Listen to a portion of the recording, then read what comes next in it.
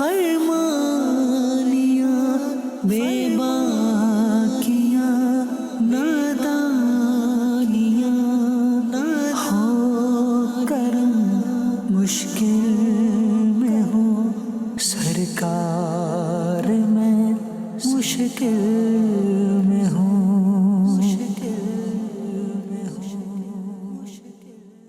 حضرت سیدنا ابو ہریرہ رضی اللہ تعالیٰ عنہ سے روایت ہے کہ سرکار مدینہ سرور قلب و سینہ صلی اللہ تعالیٰ علیہ وسلم فرماتے ہیں منافقین پر نماز فجر و عشاء سب سے زیادہ گراں ہے۔ اگر یہ لوگ جانتے ہیں کہ اس میں کیا ہے تو گھسٹتے آتے ہیں۔ اور بے شک میں نے ارادہ فرمایا کہ نماز قائم کرنے کا حکم دوں، پھر کسی کو حکم فرماؤں کہ لوگوں کو نماز پڑھائے۔ میں اپنے ہمراہ کچھ لوگوں کو جن کے پاس لکڑیوں کے کٹے ہوں ان کے پاس لے کر جاؤں، جو نماز میں حاضر نہیں ہوتے، ان کے گھر ان پر آگ سے جلا دوں۔ ایک روایت میں فرمایا اگر گھروں میں عورتیں اور بچے نہ ہوتے تو نماز عشاء قائم کرتا اور جوانوں کو حکم دیتا کہ جو کچھ گھروں میں ہے آگ سے جلا دو۔ انہیں باوجود رحمت للعالمین صلی اللہ علیہ وسلم ہونے کے جماعت سے نماز نہ پڑھنے والوں پر کس قدر ناراضگی کا اظہار فرما رہے ہیں۔ یہاں عشاء کی جماعت کا تذکرہ ہے۔ بہرحال یہ کہ میرے پیارے پیارے صحیح بھائیوں، ان باتوں سے بھی جماعت کی اہمیت کا بخوبی اندازہ ہوتا ہے۔ بعض لوگ کہتے ہیں کہ ہم فجر کی نماز کے لیے نہیں اٹھ سکتے، ہماری آنکھ نہیں کھلتی ہے، ہمارا یہ ہوتا ہے، ہمارا وہ ہوتا ہے، تو اس کو غور کرنا چاہیے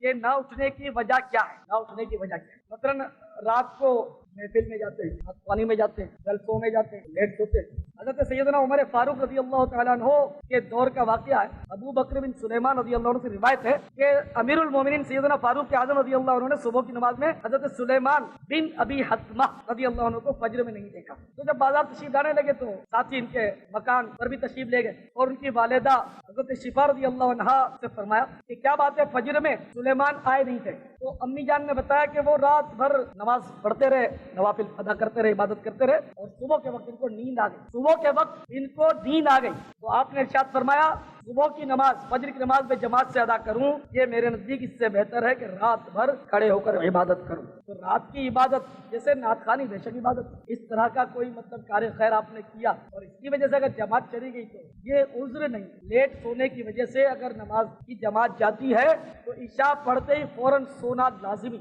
ایسا ہی کام ہو تاکہ وہ نیند پوری ہونے کی صورت میں فجر میں کسی کو کہتے ہیں الارم گھڑی جو گھنٹی والی ہوتی ہے وہ سیٹ کر دیں۔ جب آپ کی سیٹ بک ہوتی ہے صبح جلدی کی یا 4 بجے کی فلائٹ ہوتی ہے آنکھ کیسے کھلتی ہے؟ نادان لوگ جو کمنٹریاں سنتے ہیں وہ بھی تو راتوں کو اٹھ کے سنتے ہیں، میچ ہو رہا ہے کمنٹری سنیں تو رات کو 3 بجے 2 بجے 4 بجے اٹھیں گے کمنٹری کان پر رکھ کر سنیں گے۔ نادان نہیں دوڑتے، سمجھدار لوگ تو کھیل کود میں پڑھتے نہیں بابا۔ زندگی مختصر سی ہے، آخرت کی تیاری والی بات ہونی چاہیے۔ جس کام میں آخرت کی بہتری ہو ہر وہ کام بندہ کاش غور کرنا سیکھ جائے، سوچنا سیکھ جائے یہ جو میں کر رہا ہوں اس کا تعلق آخرت سے ہے یا نہیں۔ اگر آخرت کی بہتری ہے کرے ورنہ چھوڑ یہ تو سوچی نہیں۔ تو بہرحال یہ کہ میں نے عرض کیا کہ دنیا کی مشغولیات کے لیے برابر آنکھ کھلتی ہے۔ جو مزدور صبح سویرے جن کو کام پر جانا ہوتا ہے برابر ان کی آنکھ کھلتی ہے۔ تو اس کی محبت میں سبھی لوگ مطلب یہ نہیں کہ خوار اور بے قرار ہیں، اگر نماز کے لیے کوئی قربانی دینے کے لیے بڑی شرافت سے کہتے تھے کہ فجر میں آنکھ نہیں کھلتی۔ ایمانداری کی بات آپ بتانا، اگر آپ سے یہ کہہ دیا جائے کہ آپ نوکری نہیں کریں گے، دکانداری نہیں کریں گے،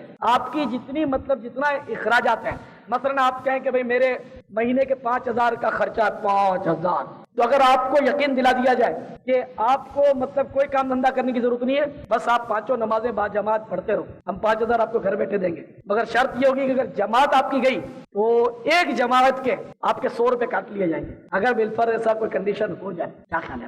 100 روپے قربان، 100 کو چوم کر جیب میں رکھیں گے، جماعت نہیں جائے گی، کہ جماعت جائے گی 100 کا نوٹ مارا جائے گا تو برابر آپ کو 5 نمازیں ملیں گی۔ میں الزامی طور پر عرض کر رہا ہوں، آپ تو انشاءاللہ اچھے لوگ ہوں گے، میں سمجھانے کے لیے عرض کر رہا ہوں کہ دنیا کی دولت کی خاطر سب کرنے کے لیے تیار ہے۔ اب جتنے کلین شیو میرے بھائی ہیں ناراض نہ ہو، تو یہ کہہ دیا جائے کہ میاں داڑھی رکھ لو، اپنی اپروچ بہت ہے، بہت بڑا سیٹ ہے، 6-7 ہزار کی تنخواہ کہیں نہیں گئے میں دلوا دوں، تو پھر آپ پوچھو گے یار ذرا برابر معلوم کرنا کہ صرف داڑھی کا ہے یا زلف اور امامے بھی ہوں گے، اپنے اس کے لیے بھی تیار ہے یار، بے روزگاری سے کرنا نوٹے کی تھپی آپ کو داڑھی زلف اور امامے کے لیے تیار کر رہی ہے، لیکن جس کے نام پر جان قربان کر رہے ہیں وہ اگر فرما دے کہ یہودیوں کی صورت مت بناؤ، مجبوری ہے، دنیا کے ساتھ ساتھ بھی چلنا پڑتا ہے، ٹھیک ہے حج کریں گے تب رکھ لیں گے، بڑی یعنی کہ صفائی سے اب مجھ جیسے کو تو ٹال دیتے ہیں۔ اب ہم لوگ تو اتنے سمجھدار ہوتے نہیں ہیں، ہم آپ کی باتوں میں آ جاتے ہیں، ہے نا، یوں سمجھ لیجئے، سمجھے، مگر قیامت کے دن بھی کیا اللہ کی بارگاہ میں آپ کے یہ جوابات چل جائیں گے؟ مجبوری ہے، دنیا کے ساتھ بھی تو چلنا پڑتا ہے، کیا کریں، اطراف کا ماحول ہی ایسا ہے، ماں منع کرتی ہے، باپ روکتا ہے، بیوی جھگڑتی ہے، تو یہ آپ کے اعذار کیا قیامت کے روز چل جائیں گے؟ اب میرے خیال میں اب جتنے کلین شیو میرے بھائی ہیں اسلامی بھائی اب داڑھی نہیں منڈوائے گا. مجھے آپ کی نوٹ نہیں چاہیے, مجھے سنتوں کی خیرات چاہیے. میری جھولی میں ڈال دو, سنت کی خیرات ڈال دو, نماز با جماعت کی خیرات ڈال دو. دنیا کی محبت سے جان چھڑانے والی خیرات مجھے چاہیے. آپ کی آخرت بہتر سے بہتر بنتی چلی جائے, مجھے اس طرح کی خیرات چاہیے. دنیا کی دولت آپ کو مبارک. تو بہرحال یہ کہ میرے اسلامی بھائیوں میری باتیں سمجھنے کی کوشش کرو.